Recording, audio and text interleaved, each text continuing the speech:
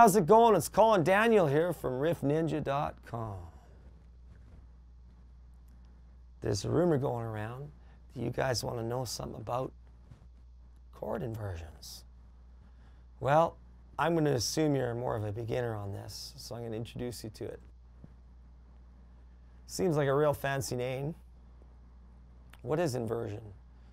Well, invert means to reverse, so inversion is the reversal process. And in this case, because we're applying it to music or to chords, it's the rearrangement of the notes in the chord.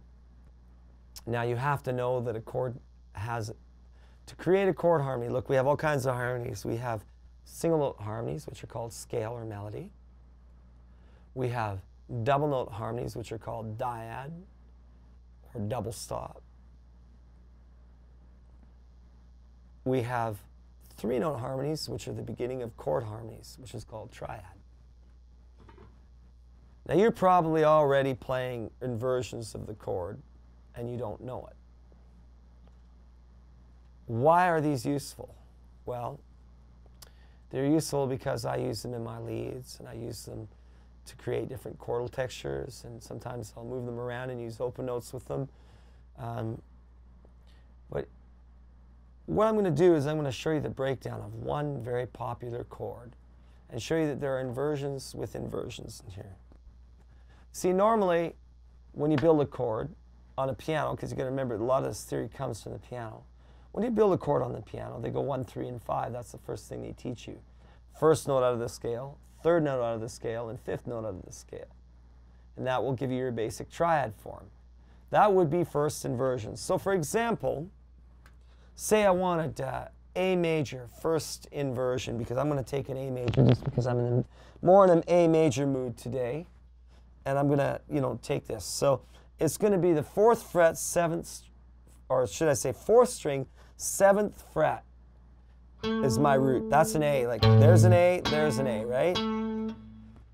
My third out of the A major is going to be C sharp. There it is right below it. That's 1, 2, 3, A major, third. And below it, and this is why I like it, if this is A, this is C sharp, and this is E. Those are the notes I need to make A major. Okay, so that's a root inversion, meaning that all the notes are in line starting from the root. There's the root, that's the lowest note. There's the third note out of the scale, it's becoming the chord harmony for A major, and that's the second lowest note. And then of course the 5, the final piece to the A major chord puzzle, is the highest note. Now that's a triad. That's the first inversion triad when I play it like that. Whether I play it melodically or harmonically. That's up to you, right?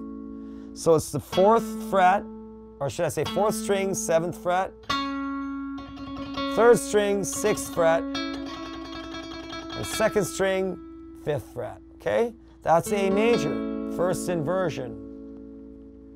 Well, it's just as easy to do a second inversion now. Take a look at this. Here's my A major chord. You may have seen this chord before. It's F major, G major, A major, right? Here's the triad that I just showed you right inside it. Look. Well, guess what else is happening?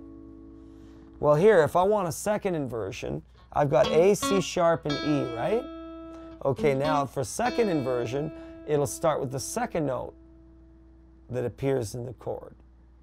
The 3, in this case, C sharp. There's C sharp. So now I'm going to go C sharp, E, and put the A at the highest note, which just happens to be here.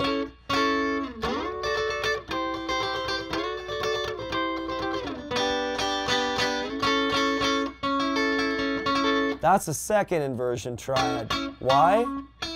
Because I'm playing my C sharp as the lowest note in the chord. It's still an A major, but my C sharp is the lowest.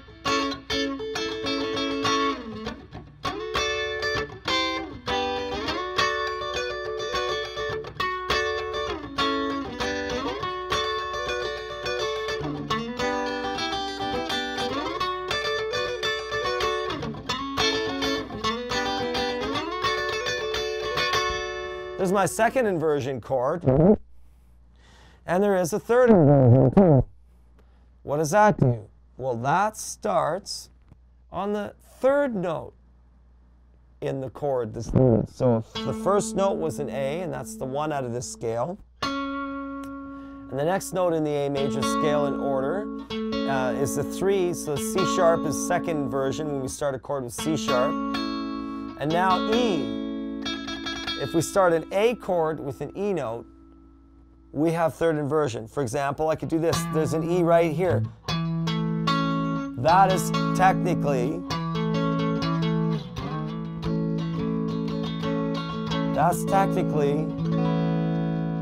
now I'm cheating, but that's technically third inversion. Why? Because E is now my root, A is my second note, and C sharp is my third. It can be flipped around other ways if it's physically possible, where the A is the high note and the C sharp is the second highest, but I was just picking some easy chords. But my whole point to this whole exercise is this. I got all of these chords out of one chord. This chord right here. You take a look at it. I challenge you to take a look at it. All the chords I just showed you, all 3 inversions, appear in this one bar chord. So you're already playing inversions. You just don't know it. And why would I separate them? Well, to make the chord sound different, because look, here the A major third inversion is great for picking. And I've also got an open E here that can be used in an open A. It's still A major, so that'll be a good point for using. It sounds different than this, right? But only in this position. You know, then you have the A major that's like this, and I already showed you uses for that.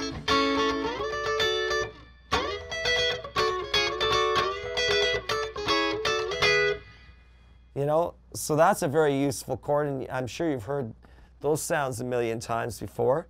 And last but not least, this one, which is used to create suspended chords, so it becomes an outline for the rest of your chord, right? This one isn't used as much because it's in the lower register, right? The upper register is used more, for sure. But they're all in this one chord, this A major, which is barred at the 5th fret. It's basically an E major barred at the 5th fret. Okay, that's a little taste of what I can teach you. Come and visit me at riffninja.com if you're still scratching your head, and I can fix you up. All right, have a good one. Good luck with your chords. We'll talk to you later.